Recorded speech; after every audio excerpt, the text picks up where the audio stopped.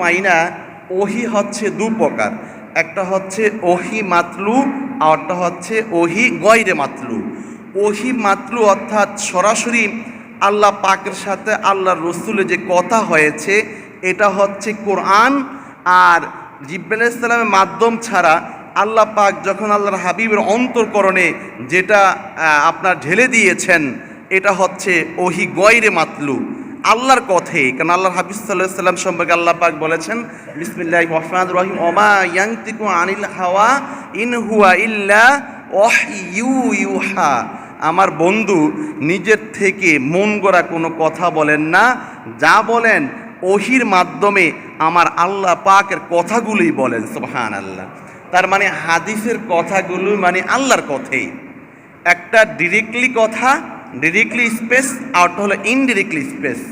পার্থক্য শুধু এটাই, একটা জিবরাইল আলাইহিস সালামের মাধ্যমে আল্লাহ পাক সরাসরি জানিয়ে দিয়েছেন, আর আল্লাহর হাবিবকে ভিন্ন কোনো প্রসেসে আল্লাহর হাবিবকে আল্লাহ পাক জানিয়ে দিয়েছেন। সুতরাং আহলে কোরআন বলতে কোনো কথা নাই। যে ব্যক্তি শুধু বলবে আমি কোরআন শরীফ মানি, হাদিস মানে না, তাহলে সে নিঃসন্দেহে কাফের।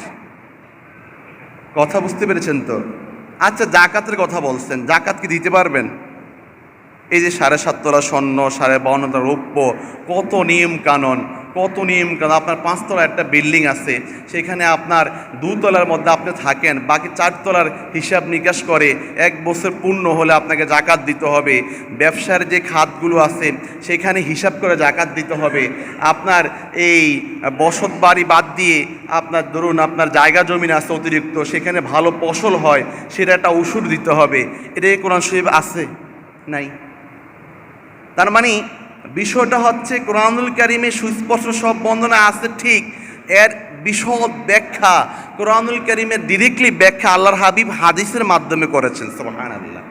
এই জন্য আহলে কোরআন যদি কেউ বলে, আবার হিজবুত তাওহীদ আসেনি আপনাদের এলাকায়?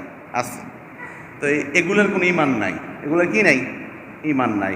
এগুলো কিন্তু চরম মাপের পথভ্রষ্ট দল। আর আহলে কোরআন বলতে কোনো কথা নাই। হাদিসকে অমান্য করে কেউ আপনার মুসলমান হতে পারবে না। আবার কেউ যদি আপনার আহলে হাদিস দাবি করে, ইজমা কিয়াসকে অস্বীকার করে, তাহলে সে পথভ্রষ্ট।